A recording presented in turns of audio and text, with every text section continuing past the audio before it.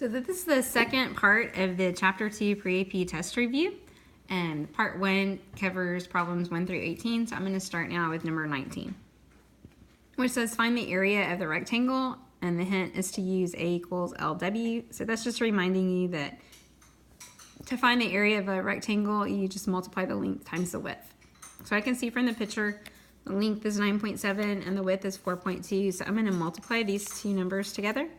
9.7 times 4.2. 2 times 7 is 14, carry your 1. 2 times 9 is 18, plus 1 is 19. Start with a 0. 4 times 7 is 28, carry your 2. 9 times 4 is 36, plus 2 is 38. And add these up. So that's 4, 17, 10, and 4. So there are 1, 2 decimal places in the factor, so I'm going to move it 2 places over in my product. This becomes 40.74, and area is always measured in square units, so this becomes square feet.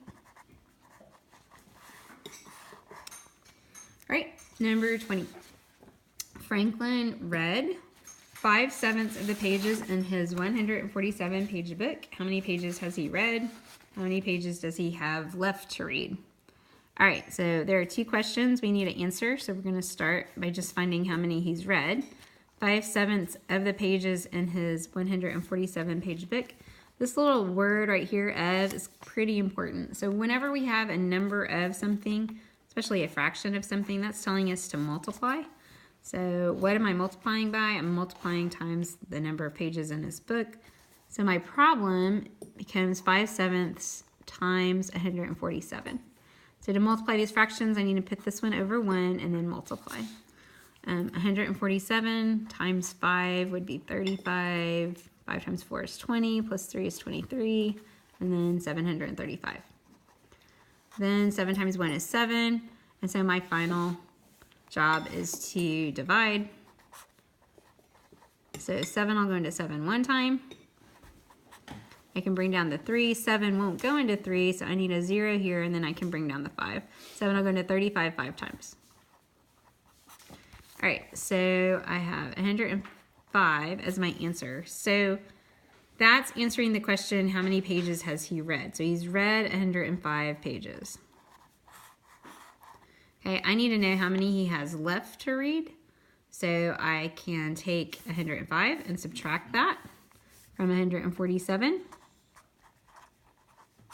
So that would be 42. So he has 42 left to read. The other way to find out how many he has left is if he's read 5/7, then how many has he not read?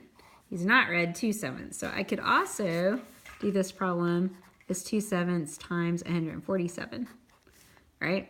And since I already know the answer, I'm not going to do that. But that's just another, if the only question they ask you is what he has left, you don't have to find out how many he's read. You can just use the fraction that goes with what's left to read. All right, 21. Brady has 6 3/4 gallons of water. He plans on using 3/4 gallons to water his plants each day. How many days will he be able to water his plants? So he's starting the bucket of water. He's going to use a little bit every day. I want to know how many days that's going to last. That would be division. So 6 3/4 divided by 3/4.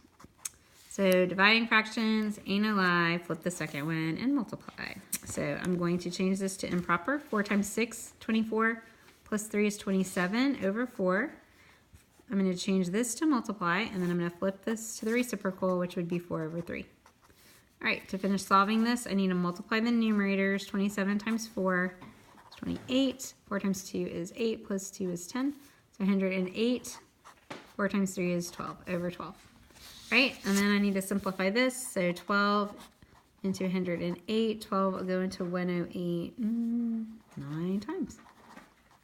Yeah, so this is 9, and that would be 9 days that he can water his plants. All right, 22. Anna wants to purchase 2 pairs of shoes that cost $14.95 each. How much change will Anna receive if she gives the cashier $40, round to the nearest cent? All right, so I need to know what she spends first. So she's buying 2 pairs of shoes. So $14.95 times 2 would be 10, 18, 19, 2 times 4 is 8, plus 1 is 9. 2 times 1 is 2. Move your decimal 2 places. So it's going to cost her $29.90. My question is how much change she's going to get. So I have to subtract that from 40. So 0 minus 0 is 0, and then I need to come over here and borrow. So that's a 9, that's a 10. 10 minus 9 is 1. Bring down your decimal. 9 minus 9 is 0. 3 minus 2 is 1. So the amount of change she gets back is $10.10. Number 23. Mr. Pappas wants to carpet a floor in his basement. The floor has an area of 482.5 square feet. If the room is 25 feet long, how wide is it? Justify your answer. All right, so in this problem, they're talking about area, but the question is, what's the width? Right, so I know from an earlier problem, right, that when I'm finding the area of a rectangle, I'm going to multiply the length times the width. So in this problem, I know the area is 482.5, and I know the length is 25. But what I don't know is what I have to multiply 25 by in order to get this. So I'm not going to multiply those two numbers together. That doesn't make sense. I'm going to divide them, actually, to figure out what this number is. So 25 into 482.5. 25 will go into 48 once. That's 23. Bring down the 2. 25 will go into 232. Let's see. 5. No, what is that? 9 times, I think. Is that right? Yeah. 9 times 5 is 45, 18, 22. Yeah. Okay, and so that gives me 7. Bring down your 5. 25 will go into 75 3 times. Bring up your decimal. So the width is 19.3, and this is being measured in feet. 19.3 feet. All right, so moving on to the next one.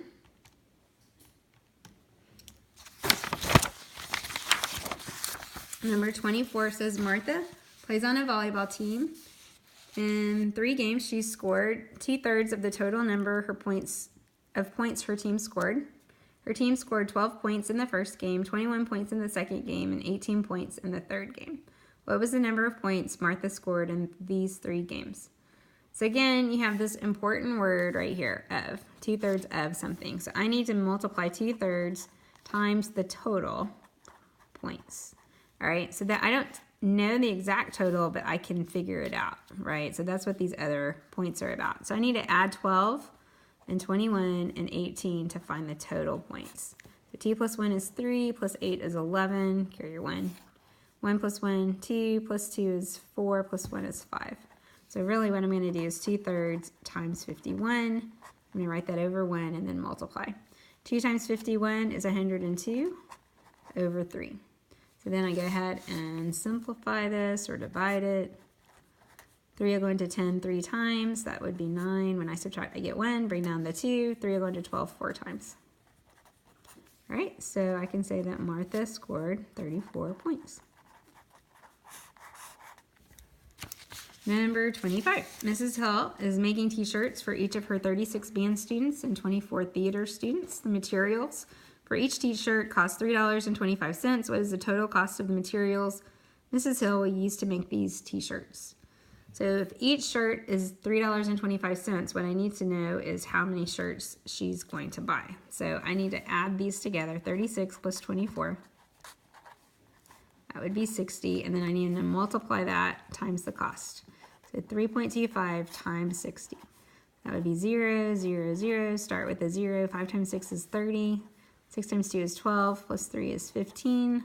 3 times 6 is 18, plus 1 is 19. Add those up, 0, 0, 5, 9, 1.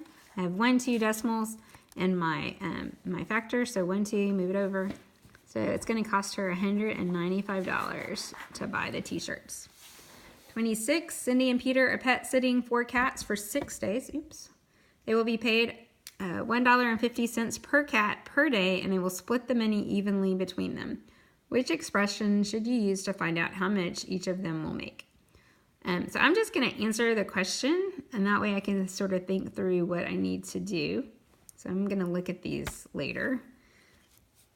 They're sitting for 4 cats, and each cat is $1.50. So there are 4 cats, then I would need to multiply that by 4. So that would be $6. And that's per day. So they're gonna get $6 per day.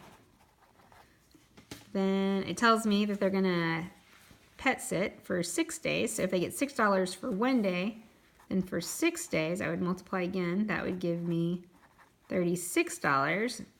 That's for 6 days.